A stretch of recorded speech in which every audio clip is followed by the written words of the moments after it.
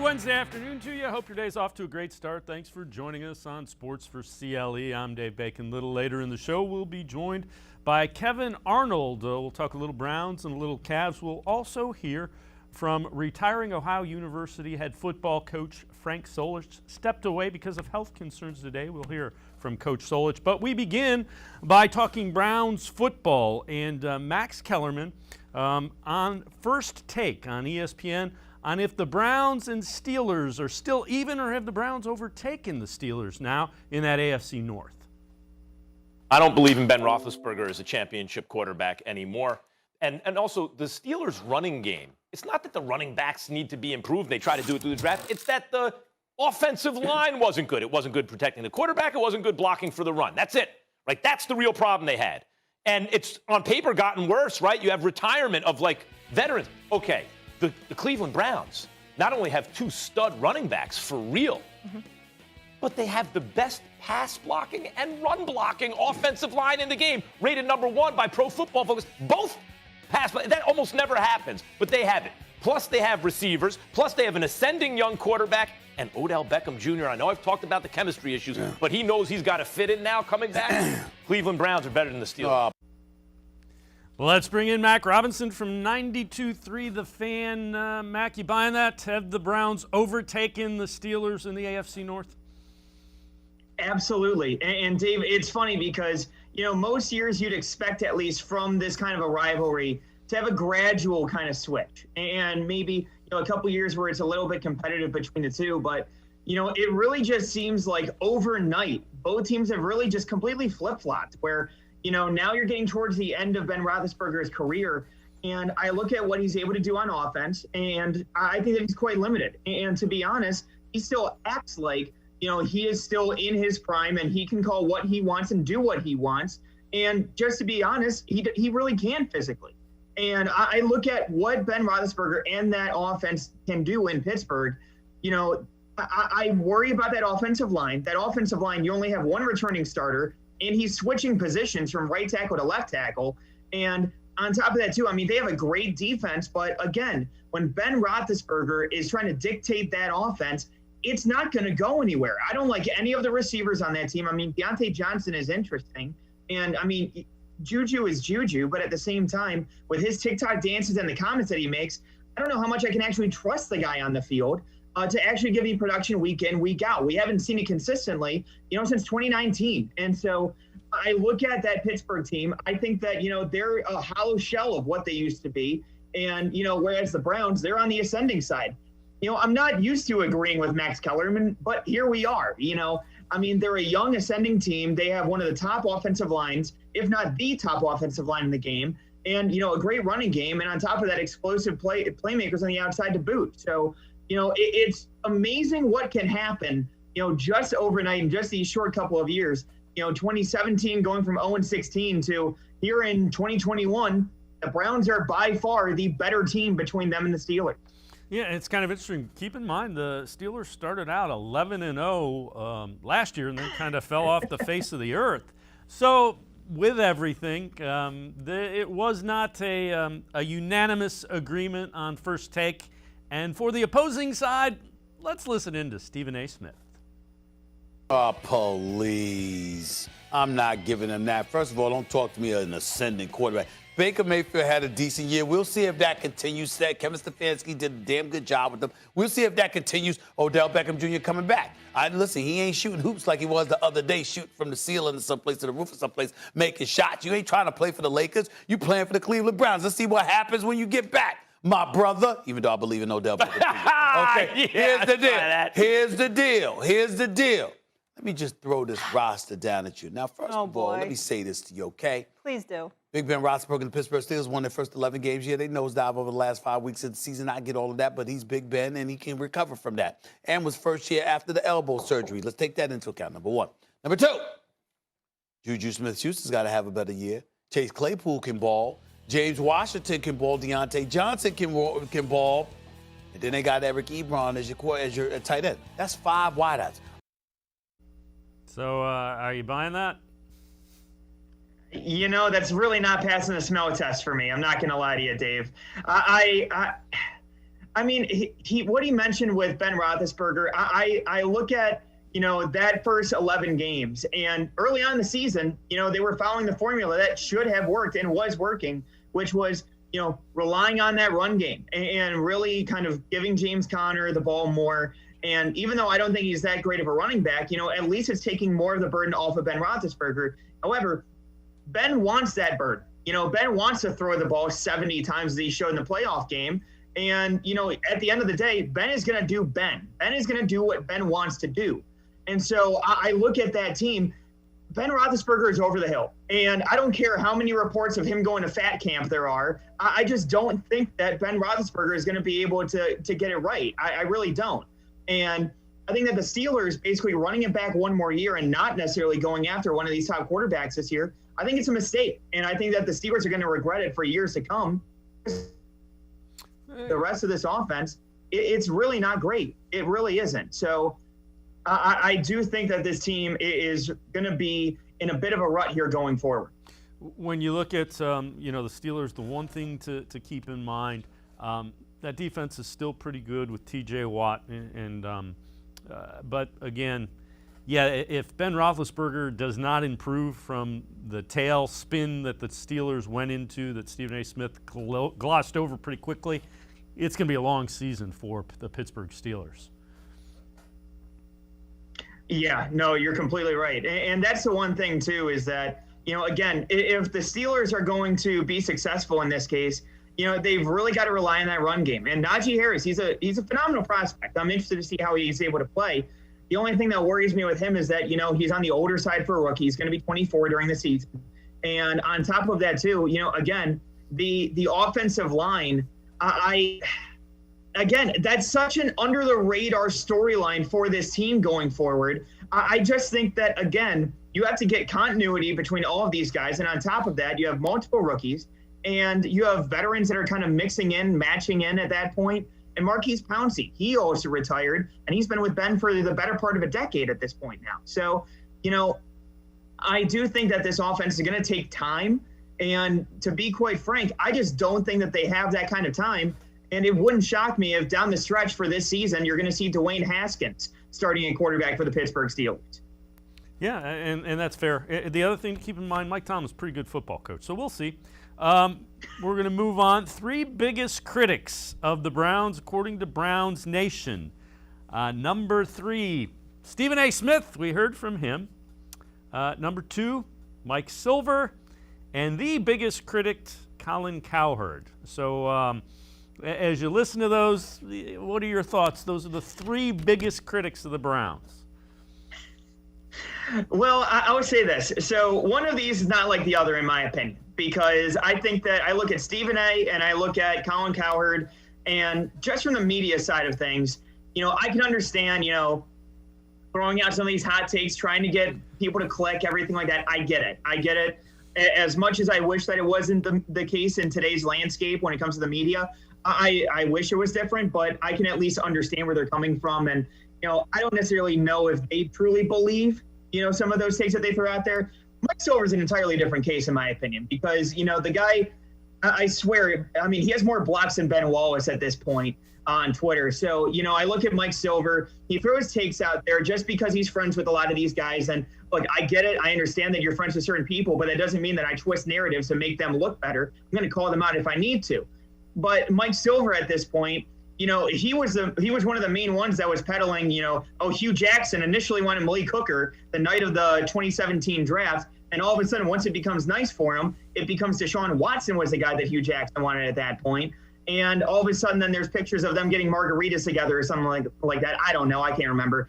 But, Mike Silver's an entirely different case, I think. And, I'd be lying if I said that I didn't have him blocked at this point, just being honest. But, Cowherd, Stephen A., I understand it with what they try to do. Mike Silver is somebody who, honestly, half the stuff I don't know if I necessarily believe just because of the way that he peddles stories and everything like that. I think honorable mention or a rising star in the Browns critics has to be Mike Tannenbaum, just based on the recent reaction to potentially. What do you think? Is he trying to get into that top 3 spot or?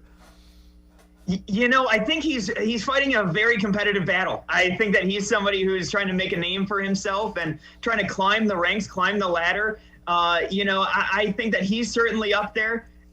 Jason La-Canfora, he's been, taking a little bit of a back seat now that the Browns are actually, decent. So I think that, Tannenbaum, he's fighting for that Jason La-Canfora spot. So it wouldn't shock me, to see him clawing for that third spot in the future. Mac Robinson from 92.3 The Fan and I going to step aside, take a quick time out. On the other side of the break, ESPN has the top 10 wide receiver rankings based on votes from front office executives, personnel types. We'll tell you where Jarvis Landry and Odell Beckham Jr. land. Sports4CLE will be right back. Stay with us.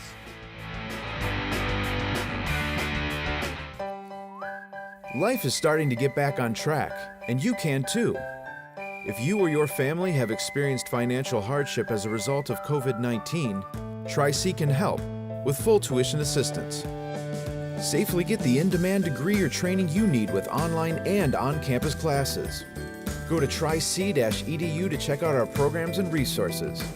So, what are you waiting for? Register now for summer classes. Tri-C is where futures begin. When it comes to selling you a mattress, most retailers are handing you a line. A long line of extra steps that drive up costs and create confusion. At the Original Mattress Factory, we simplify the mattress shopping experience by building mattresses and box springs in our own local factories and selling them direct to you. It's short, sweet, and simply makes sense. So experience more than just a mattress store. Experience an original, the Original Mattress Factory.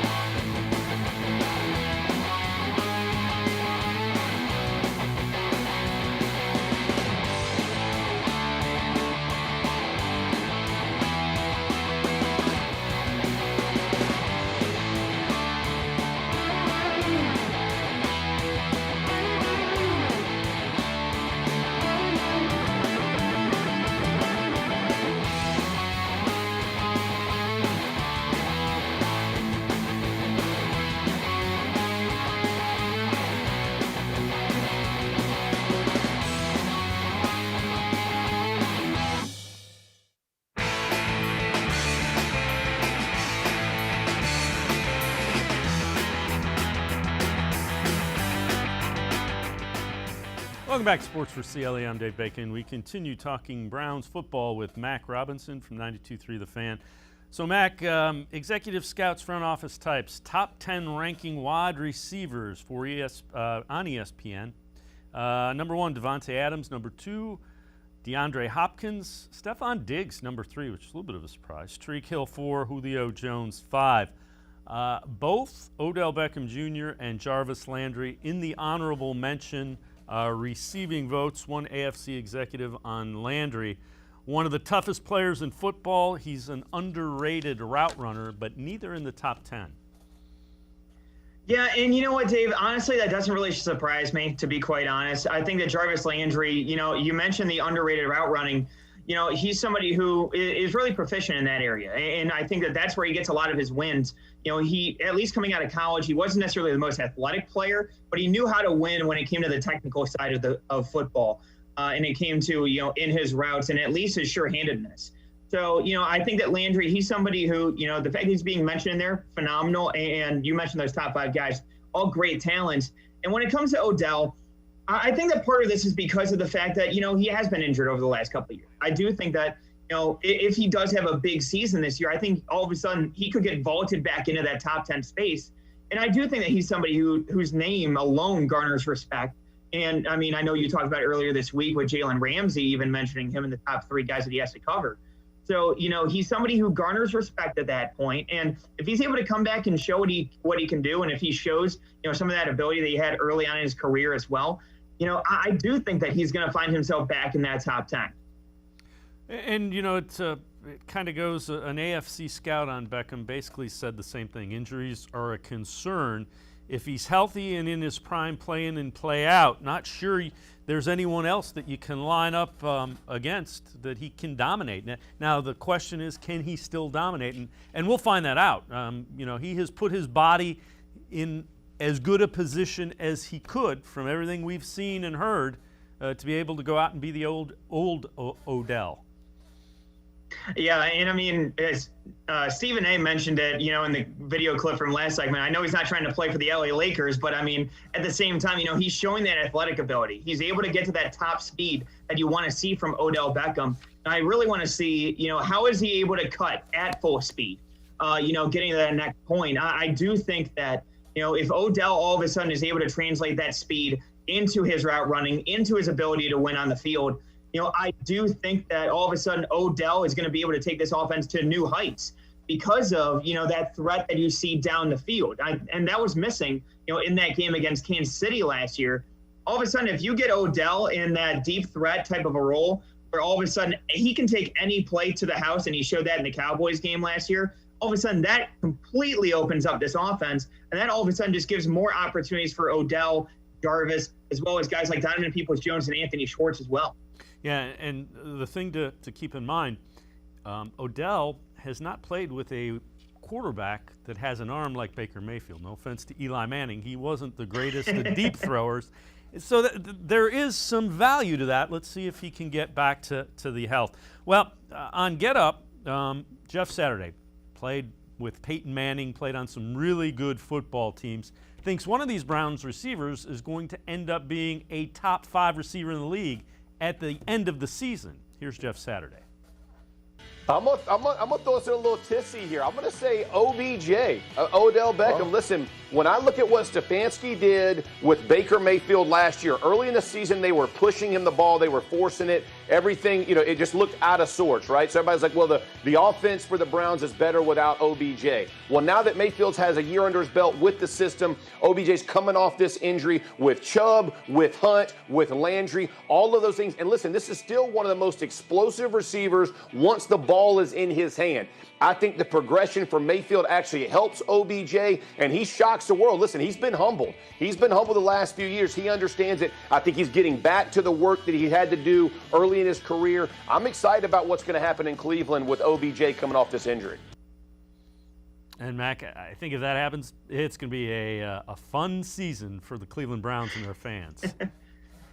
Yeah, and that's the one key is that, this last year in the second half, obviously we saw Baker Mayfield take it to that next level, at least when it came to that offense, especially in that Tennessee Titans game where, he was pretty much flawless in that first half. And, I look at OBJ and what he's able to do. I just think that all of a sudden you have that offense, and obviously it was phenomenal last year. I think that it can be elite with Odell Beckham on the outside, and if he's able to, take that next step, like what Jeff had said, with Baker Mayfield taking that next step, all of a sudden that helps Odell, especially because Baker was able to, fit the ball into those tight spaces. He's able to, make those tough throws, and that really just helps Odell at that point because Baker was hitting guys in stride. He wasn't, a little bit off target, in 2019 like he was at that point. In 2020, towards the end of the year, he was hitting guys in stride, getting them the ability to make that play and run. So, I do think that, Odell could be in that top 5 area, especially given his track record in the past. And if he's able to come back off this injury, I do think that he can vault himself into that top 5 area. So let's look at this. Dog Pound Daily has 5 potential Hall of Famers that are currently on the Browns roster. 5 of them. Tell me which of these you think legitimately have a chance to be in the Hall of Fame. Odell Beckham, Jarvis Landry, Jack Conklin and Joel Bitonio, and Myles Garrett. Which of the 5 you think are Hall of Famers and how many of them? So I'll say this. One definitively, and that's Myles Garrett for obvious reasons. I mean, he's already up to 42.5 sacks in his career. But the other ones, I love Bitonio, and I think that he's one of the most consistent offensive linemen that we've seen since he was drafted. I think that he's a phenomenal choice. Jack Conklin is somebody who, he dealt with injuries early on, and he's a talented player. And all of these guys are extremely talented, but I just don't know if he necessarily has a consistency throughout his career, at least. If he's able to keep this up and really kind of get on a roll here to end his career, I think that he could get to that point. I know he's about 5-6 years into his career at this point, So, if he's able to, take it to that next level going forward, I could see him definitely getting into that conversation. Now, the interesting one comes with Odell and Jarvis, as it always does. Jarvis, he had that great start to his career with Miami and obviously was part of the big turnaround here in Cleveland. But I think that for him to take that next level, I think you need to start to see him get to more of those 1,000-yard marks. And I think that you need to see a little bit more accolades out of him. I think that team success will get him far. But I do think that if he gets a little bit more of those, single season and personal accolades, I think he can get there. But I do think that he's well on his way. And he's somebody who definitely can put himself in that mix. And Odell Beckham, again, we talked about this, just a little bit ago. But if he's able to rebound from those injuries that he struggled with over these past couple of years, and if he's able to, all of a sudden vault himself back into those conversations that you saw in those first couple of years with the Giants, I do think that he can get himself there. I do think that the injuries, though, have kind of derailed him slightly from that initially, but I do think that he's certainly on his way when it comes to, his production and how he's able to play going forward with himself in his career. Yeah, I think both those guys would need 4 or 5 more years where they're near the top or that top 10, top 15 receivers. The longevity thing will definitely play a factor. Mac Robinson from 92.3 The Fan and I going to step aside, take a quick time out. On the other side of the break, we'll look at some potential trade targets for the Browns. We'll also take a look at who some national folks think could be a first-time All-Pro. Sports4CLE will be right back talking Browns. Stay with us. Better days are ahead. Be ready with the training you'll need to get a great job. If you or your family has experienced financial hardship as a result of COVID-19, Tri-C can help with full tuition assistance. Whether you want to improve your skills, get certified, or train for a new career, go to tri-c.edu to check out our programs and resources. So what are you waiting for? Register now for online and on-campus summer classes. Tri-C is where futures begin. When it comes to selling you a mattress, most retailers are handing you a line. A long line of extra steps that drive up costs and create confusion. At the Original Mattress Factory, we simplify the mattress shopping experience by building mattresses and box springs in our own local factories and selling them direct to you. It's short, sweet, and simply makes sense. So experience more than just a mattress store. Experience an original, the Original Mattress Factory. COVID-19 has changed how we show up and show out with our family. Now it's time to take the first step that lets us get back to talking smack with a side of mac and cheese. Before we can safely come together, we need the facts. As COVID-19 vaccines become available, you may have questions. Should I get it? Is it safe? Should I wait? It's smart to question. Now, get the facts at getvaccineanswers.org so you can make an informed decision when vaccines are available to you.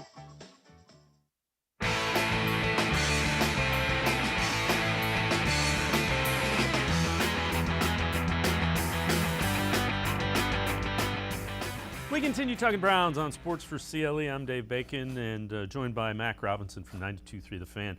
So, Mac, 3 potential trade candidates for the Browns. This is from ClutchPoints.com. Number 1, defensive lineman from the Lions, Michael Brockers. What do you think? Michael Brockers is somebody who's interesting. I think that he was brought into Detroit. Obviously, the GM, Brad Holmes, he was director of player personnel with the Rams previously before he got hired this offseason. But, Michael Brockers, I think, is somebody who's interesting. I think he's a good run stopper, and, he can be a little bit more of that veteran presence that you need in that defensive line room. But at the same time, the contract-wise, he's up around $7.5 million. I'm not sure if that's going to be, worth it in the Browns' case at that point. At least when you have guys like Myles Garrett and you have Jadeveon Clowney as well, with the higher price tags. I just don't think that that's going to necessarily be worth it at that point. Maybe if they get cut, I could see that, but I just don't think that Brockers is somebody who is all that interesting to me at that point, and I think he's going to be somebody who's going to be kept around Detroit for a little while as well. So the next one, Javon Hargrave, defensive tackle from the Eagles. Yeah, so Javon Hargrave, I actually liked him when he was coming out in the 2016 draft as well. originally taken by Pittsburgh. I want to believe in the 4th round, if I remember right. He's more that nose tackle. It's somebody who can kind of be that penetrating one technique over the center. So, I look at Hargrave. I think he's somebody who's very interesting. Again, I like him. He's a little bit more of a younger guy. I want to say around 26, 27. But I look at Hargrave and looking into his contract situation. He signed last offseason, and they ended up restructuring him so that they can save a little bit of money. And the Eagles are in cap hell. So the problem is that, again, when you kick those cap situations down the road, Hargrave, he's somebody who is going to end up making about $16 million for a cap hit next year just because of the maneuvering that they had to do financially. So if I'm the Browns, again, that's a situation where, and I hate to be a broken record, but if he's cut, I'd love to bring him in. But when it comes to a trade, I really don't think that, I'd be all that interested in bringing him in at that point. Yeah, I think they have enough candidates on the defensive line that I don't know that they would look at either of those two unless somebody gets injured. Multiple guys would probably have to get injured. The third one is Adrian Phillips, safety from the Patriots. Now, this one I would be on board for because last year we saw them bring in, a couple veterans into that safety room at that point. And, Andrew Sendejo, obviously, I understand that the fans didn't really like him last year. He didn't play well, but to be quite honest, he wasn't meant to be your starter.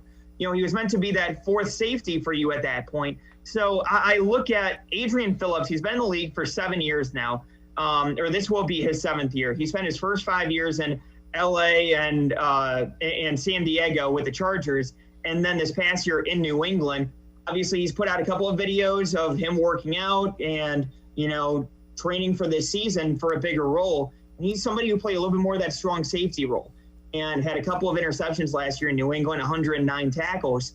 But I look at him in this safety room potentially, and I think he's a good fit because you have Richard LeCount, who they took in round 5. You have Sheldrick Redwine, who I think is interesting, but to be quite honest, I just don't think that he makes the roster.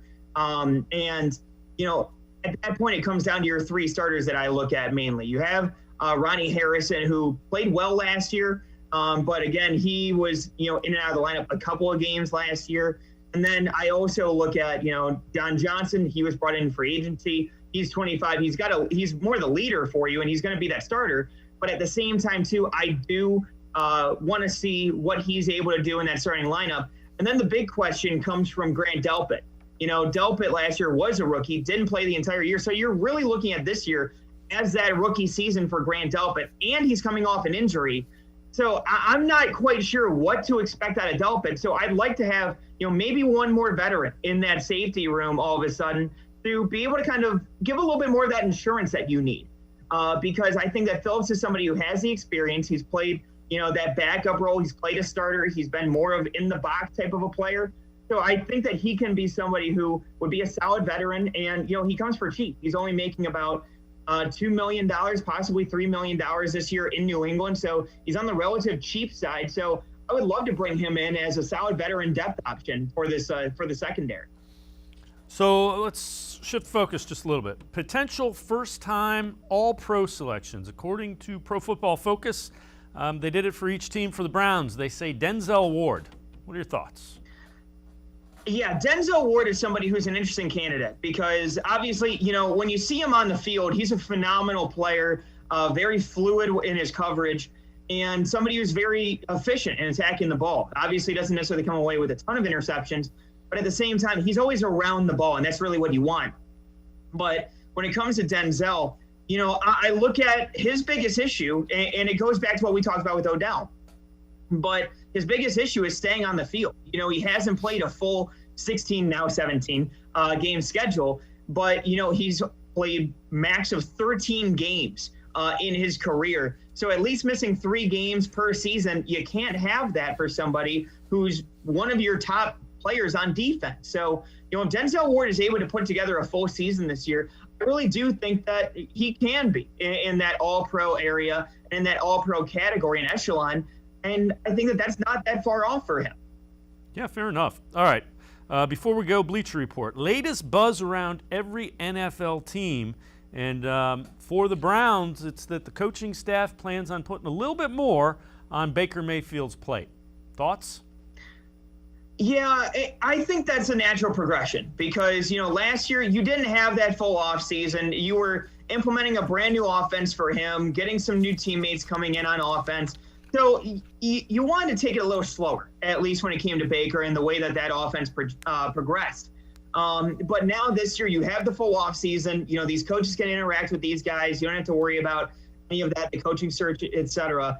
But, you have these guys also under contract at that point. You have all these guys coming back from last year pretty much on offense.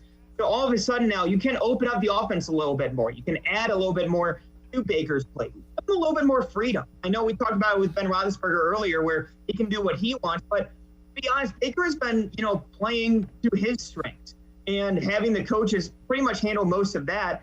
But I think that Baker is a smart player. He's obviously, an extremely intelligent quarterback and understands what the defenses are throwing at him. So, you know what, at this point, why not? At least give Baker a little bit of run and let him handle, some of those things when it comes to the offense, maybe adjustments that he sees at the line with what the defense is giving him, maybe the ability to audible more during the games, calling some of the plays on his own. I think that it's time to, open up the offense a little bit more when it comes to Baker Mayfield. Fair enough. Mac Robinson from 92.3 The Fan, and I'm going to step aside, take a quick time out. On the other side of the break, what is the probability that the Browns will be in the Super Bowl? We'll tell you what Pro Football Focus, the analytics-driven website, thinks. Sports4CLE, we'll be right back. Stay with us. When it comes to selling you a mattress, most retailers are handing you a line. A long line of extra steps that drive up costs and create confusion. At the Original Mattress Factory, we simplify the mattress shopping experience by building mattresses and box springs in our own local factories and selling them direct to you. It's short, sweet, and simply makes sense. So experience more than just the mattress store. Experience an original, the Original Mattress Factory. At Social Security, we are always thinking of ways to save you time and make things easier.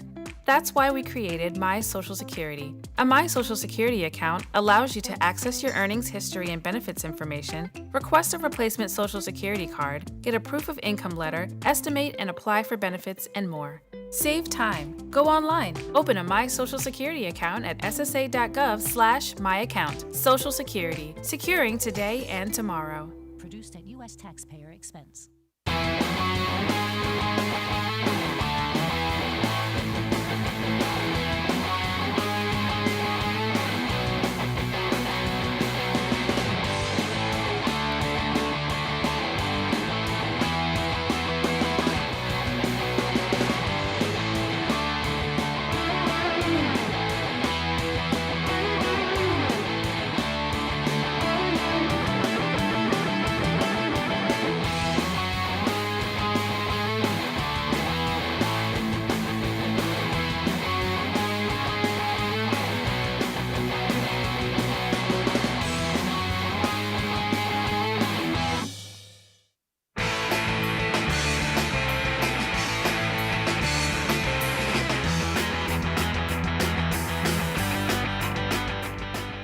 We continue talking Browns football with Mac Robinson from 92.3 The Fan. Pro Football Focus power rankings have come out. Chiefs number 1, Buccaneers number 2, Bills 3, Ravens 4, Browns down at number 8. And Pro Football Focus has the Browns Super Bowl win probability at 6%. What do you think, Mac? For a team that has the number 1 pass blocking and run blocking offensive line rated by Pro Football Focus, I expect it to be a little higher than 6%. Obviously you had some of the turnover from the Ravens this offseason on defense and on their offensive line, trading Odell Beckham Jr. I look at it, I just feel like it should be a bit higher, 6%. I didn't expect it to be in the single digits. Did I expect it to be like low teens? Sure. Probably. Obviously, you have a new defense pretty much that has to get put together. But at the same time, I would have expected a little higher than 6% and a little bit higher than 8th, maybe around like the 6th ranked, possibly getting up a little bit higher, maybe into those double digits, like I said, for the percentage. But, seems a little low for me, if I'm being honest. I just feel like for a team that's loved by Pro Football Focus, that they get a little bit more love when it comes to their Super Bowl probability. Yeah, the one that surprises me is the Bills being as high as they were at number 3. And I know Josh Allen had a great season, and I know Diggs had a good year. They're pretty one-dimensional. I mean, Josh Allen was their main ground threat, and they didn't really cure that with anything. So if he has any type of, comeback regression type of season from the quarterback position, I think they're going to come back to the pack a little bit, being the Bills. Yeah, and that's the one thing that I look at with the Bills is that you mentioned it with their running game. It's spot on because, Zach Moss, I think, is a talented guy. Devin Singletary's a bit limited in my opinion, but I do think that Josh Allen, he played very well last year. I want to make sure I say that, but at the same time, there is a possibility for him to regress and for him to come back down to earth a little bit. And I do think that it's a possibility that is definitely worth exploring. And I think that, at least entertaining, I should say, because at least when it comes to every single year, there's always some teams that, rise up, and there's always some teams that fall down just a little bit and maybe fall just below expectations. And it wouldn't shock me if the Bills fall into that category, because I do think that Josh Allen is a talented player, and he's improved vastly from where he was in college. I personally, I wasn't a fan of Josh Allen coming out of the NFL draft in 2018. I was a Baker guy. But at the same time, I give him credit for what he's been able to do.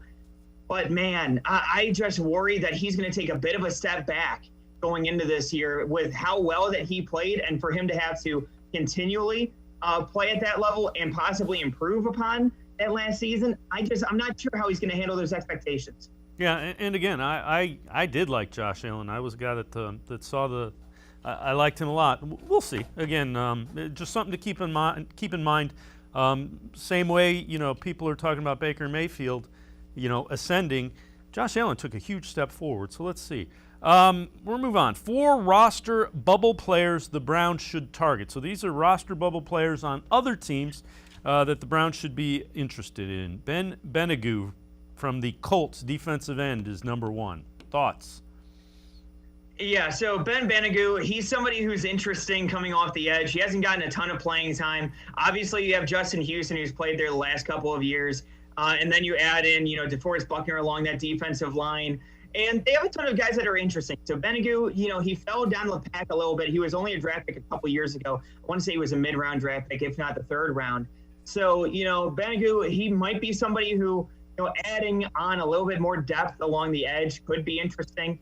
But I'm not sure, given the fact that, you have Curtis Weaver coming off the edge, or coming off the IR, excuse me. You also have Porter Gustin, and you added in Takk McKinley as well. I'm not sure if there's necessarily a fit for him on this team, but he would be somebody I would take a shot on. I wouldn't mind it. So the 3rd target, so we're going to count backwards. He was 4-3. Taven Bryan from the Jaguars, defensive tackle. So Taven Bryan is an interesting case because, he was a 3 technique coming out of Florida. He ended up going, I want to say, 29th overall in the 2018 draft. And that was after, the big season that the Jaguars had with Blake Bortles leading the way, almost taking a win in New England. But Taven Bryan is somebody who hasn't necessarily performed up to that 1st-round billing. 3.5 sacks in his career. I think that he's somebody who, if you bring him in all of a sudden, then he could be somebody who could be another reclamation project. Taven Bryan, along with, Takk McKinley, these former 1st-round picks, I wouldn't mind bringing him in at that point, throw him down there, see if he can develop. They already brought in Malik McDowell earlier this offseason. Do I think he'll make the roster? Probably not. But at the same time, it's just about getting some of these guys in. And it's a lottery ticket at this point with a lot of these guys. And, if you're able to hit, and especially if you're able to hit on a guy with 1st-round talent, then all of a sudden that's a coup for Andrew Berry and company. All right, so 2 and 1 are Steven Sims, wide receiver from the Washington football team, and Jordan Hicks, linebacker from the Cardinals. Thoughts on those 2? So Steven Sims is somebody who I'm a little bit less of a fan of with this roster, just because, obviously he's not taking Odell's spot. He's not taking Landry. I don't think he takes Higgins' spot. And then you look at the way that the team has invested in some of these other receivers. Daryl Hodge, he was somebody who was brought back. He was a great special teamer and beloved by Mike Prefer as well. But on top of that, you have Donovan Peoples-Jones. You just saw them take Anthony Schwartz in round 3 this year. And on top of that, there's other guys that were in the mix last year that, just got injured flat out. So, I look at the rest of this roster. I just don't think that Steven Sims is a solid choice at this point. And then Jordan Hicks, obviously, everybody looks at linebacker and thinks that the Browns automatically need one. To be honest, I don't think that linebacker is as pressing of a need with all of the additions that they've made this offseason. Hicks is somebody who has that starting experience. And, if you want to go down that road, I almost look at him almost like a replacement for the Malcolm Smith role. And obviously Smith has been brought back this year. But, if Jordan Hicks is somebody who gets cut, and at that point, sure, I'd be fine with bringing him in and, rotating him into the lineup. He had over 100 tackles last year. He's somebody who was very productive in coverage with Philadelphia. Maybe dropped off a little bit in Arizona. But you bring him into Cleveland, all of a sudden he's just a rotational player for you at that point. I think he can do well in that type of role. All right, Mac Robinson from 92.3 The Fan. Mac, as always, appreciate the time and the insight. Thanks very much. Thanks for having me, Dave. Always love hopping on with you guys. All right, Mac Robinson from 92.3 The Fan. We're going to step aside, take a quick time out. On the other side of the break, Kevan Arnold will join us. We will talk 5 guys that we expect to turn heads at training camp. Sports for CLE. We'll be right back. Stay with us.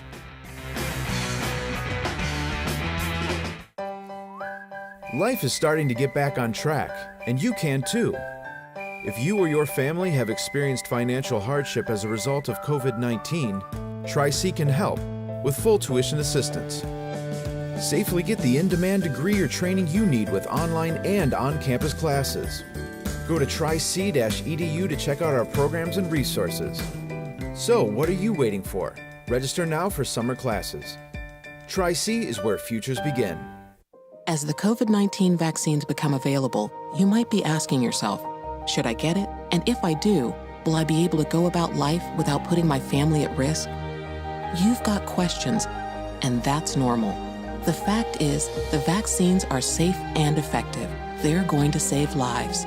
To get the latest on the COVID-19 vaccines, visit getvaccineanswers.org, because getting back to the moments we miss starts with getting informed. It's up to you.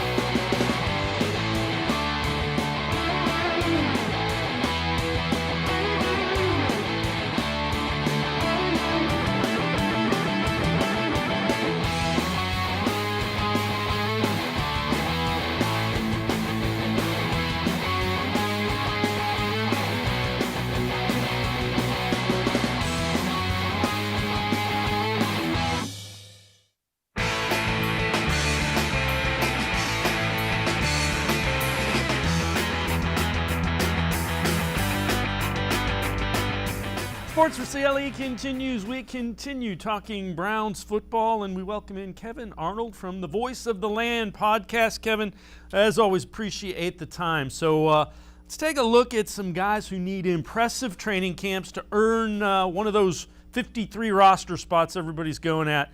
I'll give you 3 guys all on defense. Not a surprise since the Browns upgraded that side of the ball. MJ Stewart, Mack Wilson, Sheldrick Redwine. Which of those guys you think has the best chance to stick, and what do you think we need to see? Well, it better be Mack Wilson, because you invested that 5th-round pick in, a guy that went from 77 solo tackles in 2019 all the way down to 21. And if you remember back to that Monday Night Football game against the Ravens, the Ravens love to run. Of course, they got Lamar Jackson, and Lamar Jackson was running all over the field. I was sitting at the top of the stadium, freezing that night and watching Lamar Jackson run all over the Browns defense last year. And Mack Wilson came out of that game with 0 tackles, but a guy that I know that's been working this offseason to improve and seeing that linebacker room has had a lot of depth. So it better be Mack Wilson, but based on his track record and kind of inconsistencies, you wonder why he makes certain plays and then flashes at other times. it could be MJ Stewart, even though that defensive back room is so deep. A guy that took advantage of an opportunity when there were so many injuries in that defensive backfield, especially in that wild card game against the Pittsburgh Steelers, was able to get an interception in that game and had 10 tackles. So to kind of be one of those guys on the back end in that defensive back room, MJ Stewart, Redwine, I know you guys talked about it with Mac Robinson as well. Sheldrick Redwine, I don't know how he makes this team, because even when he's been healthy, he hasn't been able to get on the field. Only 3 starts last year and 8 total starts in his 27 game appearances for the Browns. Yeah, and I think it kind of speaks to how much they've upgraded that side of the football. I mean, as you mentioned, Mac Wilson made some plays now. He had way more missed tackles than you want to see from a guy that you're putting in the middle of your defense. I mean, that's got to stop, because good teams don't miss tackles. Their middle linebackers don't miss tackles. But those are guys that made some plays for the Browns last year as well, being Wilson and Stewart. Yeah, guys that made plays all over the field. You know, again, MJ Stewart in a big moment in that wild card game. It's just the question mark with Mac Wilson. You brought it up, Dave. It's being able to tackle in space, because that linebacker room, while the talk is all about this 4-2-5 defense and only having 2 linebackers on the field, I know Mac Wilson has also partnered up with new linebacker Anthony Walker with the Browns, who Darius Leonard from the Colts raves about his leadership, his work ethic. So definitely a guy that you think Mac Wilson can learn a lot from in this league if he really wants to improve. You just can't come out of a game playing against a division rival.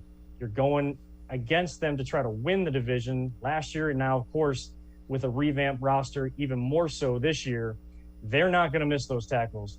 If you're going to be on the field and making plays for this team this year to go where this team wants to go or has aspirations of going and built this roster for those purposes, you're going to have to be able to make those plays, and you can't come out of a game against those teams, against your rivals, especially that run all over the field. You can't come out of a game with 0 tackles, let alone 3 or less. Yeah, and you can't be missing tackles when you got J.K. Dobbins, Lamar Jackson, Najee Harris, Joe Mixon. I could keep going. This division, you better be tackling if you're a middle linebacker. All right, let's switch our focus a little bit. 5 players who could turn heads at training camp. Let me go through the list and tell me who you think will be very, very interesting. So Jedrick Wills, Jadeveon Clowney, Jeremiah Owusu-Koramoah, Demetric Felton, Odell Beckham Jr. 5 guys that will turn heads at training camp. Which of those do you kind of buy into and kind of say, yeah, I agree with that? I mean, it is a pretty decent list that Dog Pound Daily has put together. Jeremiah Owusu-Koramoah, is going to be one that I know a lot of Browns fans are going to be wanting to go out and see at training camp this year, seeing where Joe Woods puts him in the defense, because there's question marks about his size, but what brought him to this league and why the Browns considered even picking him at number 26 in the first round before going with Greg Newsome out of Northwestern was because of his ability to cover in space. And yeah, he was kind of that hybrid linebacker or safety. And where does he actually fit in the NFL? There's question marks about those guys every single year. There seems to be at least 1, if not 2 or 3 of them in every single draft. But this is a guy that can cover. And with the tight ends that are on this team for the Browns, his speed and his ability to cover are going to be on display, and they're going to be tested mightily every single day that the offense is going against the defense in whether 7-on-7, 11-on-11, whatever those drills may be, even goal line. He's going to have to show that ability to cover in space. And of course, the main draw, the number 1 that they listed, OBJ. Everybody wants to see OBJ. Questions on whether the offense succeeding without him was a coincidence or had some sort of merit to it. I think it was just coincidence. The offense kind of developing, having a chance to develop, a little bit of pressure taken off of them throughout the year, and then kind of took a reset button at the bye week halfway through. But OBJ has been showing on film that he has come back miraculously from that torn ACL. What can he provide to this team now that they get into new wrinkles and dig deeper into Kevin Stefanski's playbook. Yeah, the thing that I think is going to be really interesting, and I think Jedrick Wills is going to end up being a really, really, really good left tackle for a long time. I think what he did, switching from the right side to the left side in a virtual year where you didn't have any preseason, you didn't have, and I know he didn't grade well by Pro Football Focus, but boy, did he pass the eye test. He did not look overwhelmed, and I think another year with Bill Callahan and kind of getting set, I think he could pop for the Browns. I really think there's a really high ceiling for Jedrick Wills. Yeah, and he was one of the best at penalties given up and even sacks given up for Pro Football Focus, even though overall he wasn't graded out well. And you said it best there, Dave. You got to give him the most credit for switching from the right to the left in an era and in a time that nobody really understood. We're still doing stuff through Zoom today to learn a new position and switch from one side to the other. While, yes, it's offensive line, and the average fan may think that you're going from one side to the other, and that shouldn't be too difficult. The language, the verbiage, the technique, which foot you're dropping back, all of that goes into it, and you're listening to how this is all going to work before you can get in the building. You're listening to this on Zoom. Usually they can get in there and have all these OTAs, the rookie mini camp, then training camp. They didn't have all that last year, so that's going to be big for Jedrick Wills to have most of that this offseason and go into training camp ready and raring to go. Of course, for any fan that's going out there, if you watch a football game, the best thing you want to see from an offensive lineman, or at least hear from an offensive lineman, is not hearing their name, because they are not being a detriment to their team. Now, of course, the other aspect of that is giving up the sacks. And Jedrick Wills from that left tackle position proved to be very good from that side and on Baker Mayfield's blind side, not to have too much pressure in Baker's face and allow him to do what he does best and get out of the pocket, get the ball in the playmaker's hands, and go from there. All right, so we kind of gave you the list from Dog Pound Daily, the 5 that they expect to turn heads. Who are you excited to get a look at training camp? What do you want to see? I want to see, number one, I want to see Donovan Peoples-Jones, because, again, you have two guys, $15 million about a piece in Jarvis Landry and Odell Beckham Jr. So you want to see guys like Donovan Peoples-Jones take that next step, so that now you have the veteran leadership and the skill set on the field where the pressure is off DPJ in a sense, but he can take that next step himself and kind of solidify his own spot on this team. And from what he's been doing working out, I mean, him and Hollywood are the two wide receivers outside of the main two that I enjoyed watching all last season work and earn their opportunities out there on the field. Outside of the offense, of course, you got to look at the defensive side of the ball. And this name may not be brought up a lot. We talked about him a little bit earlier, but Anthony Walker.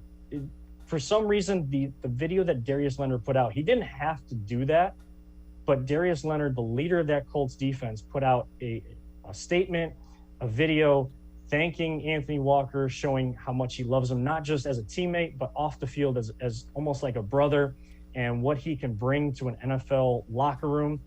Kind of want to see what he can do, yes, on the field, but also how he can impact that defense, because they didn't have that voice or that guy to go to, especially, and I go back to the 3rd and 14 play against the Chiefs, and somebody needed to step up after Myles Garrett's sack on 2nd down and say, hey, we haven't gotten off the field yet. We need to make one more play, get our offense back on the field. And it just seemed like that vocal leader was missing. I think Anthony Walker can find that spot in this defense, mixing in with Myles Garrett and some of the other guys on the back end, like John Johnson III. Yeah, I would agree. All right, so Kevan Arnold, Voice of the Land podcast, and I'm going to step aside, take a quick time out. On the other side of the break, we'll hear from a legendary college coach who stepped aside today, Frank Solich at Ohio University. Also some quick Cavs talk when we return to Sports for CLE. Stay with us.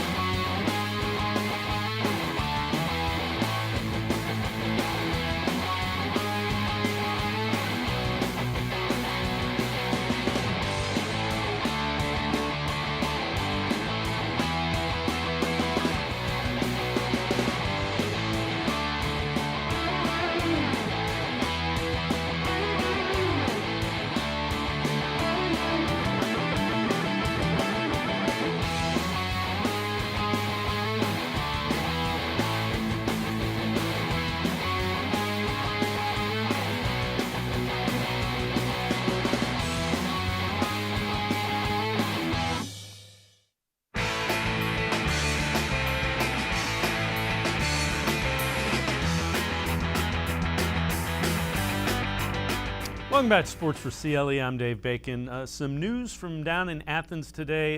Frank Solich, Dean of Mid-American Conference football coaches, retiring today after 16 seasons at Ohio University. Coach Solich, from here in Northeast Ohio, went to Holy Name High School, had to step aside due to some health concerns. Here was the announcement, Frank Solich stepping aside as head football coach at Ohio University. It is a rare cardiovascular situation that I've got. And it's something that I'm going to have to deal with. You know, I tried to kid myself a little bit early on that, you know, first there was a little bit of denial about it. Then I thought, well, hey, you're feeling pretty good despite what they're saying, and you know, you can keep going. But that I came to my right senses very quickly on that end of it, and knew that our players deserved more than what I was going to be able to give to them coming down the stretch here. So decided to retire and spend time just working on my health. You know, coaching is a tough job for any coach. The grind of it on a daily basis, the pressure of games. You know, I felt like I handled pressure well, but as time went on and you know, it's obvious that all that's involved in being a coach can beat you down a little bit. And I feel at this point in time ready for Coach Albin to step in, and he's a great coach, great person. You know, he's got a great work ethic. He's a great recruiter. One of the best I've been around. I've said this before, but not as good as me in my earlier days, but he's really good. And so, you know, we're ready to transition into that and move the program forward. Frank Solich built the Ohio Bobcats into perennial winners in the Mid-American Conference. Tim Albin, a longtime assistant, signed a 4-year contract. He will succeed Coach Frank Solich at Ohio University. Want to remind you, we'll have a special edition of Sports from CLE from the Mid-American Conference Football Media Days. That's next Tuesday at Ford Field. Special edition of Sports for CLE. We'll hear from all the coaches and players in the Mid-American Conference. All right, let's switch our attention real quickly to the Cavs. Let's bring Kevan Arnold back in. And Kevin, when you look at this, would you trade Colin Sexton? Now, Sexton's a good player, but you need to trade a good player in order to get what the Cavs need, which is better players. Yeah, I would trade him for the right package, because this team continues to talk about how they want to expedite the rebuild process. They don't want to keep going down this road and, you know, kind of get into NBA purgatory either. They don't want to be stuck in that 7 to 10 seed now with this play-in tournament, and they want good players on this team, and you're going to need that centerpiece. I think that centerpiece comes from the draft, but you can get good players with a good player on this team. I am a huge fan of Colin Sexton. I love his game, love the way he can score, love that kind of dog mentality on defense. Yes, he struggles on defense, but I like that mentality that he's not going to shy away. Even being an undersized guy and going in amongst the trees, he always is able to get himself to the basket and find a way to score. It just doesn't seem to be working just at this moment with Darius Garland. So if the right package comes about and comes across Kobe Altman's desk, he's got to listen. And if it can improve the team, you got to use your best asset to get some other good assets back on this team and try to climb the way back to the top of the Eastern Conference, if not at least 2 or 3 in the conference. Yeah, and you know, again, as you said, it's all about the fit. Kevan Arnold, as always, appreciate the time and the insight. Thanks very much, Kevin, from the Voice of the Land podcast. Thanks, Kevin. Thank you so much, and always appreciate the opportunity. Enjoy talking to you, Dave. Thank you so much. All right, Kevan Arnold, make sure you listen to him, the Voice of the Land podcast. That'll do it for this edition of Sports for CLE. We will see you again tomorrow at 4 scheduled guests, Doug Lesmerises and John Fanta. Have a great night, everybody. We'll see you again tomorrow right here on Sports for CLE.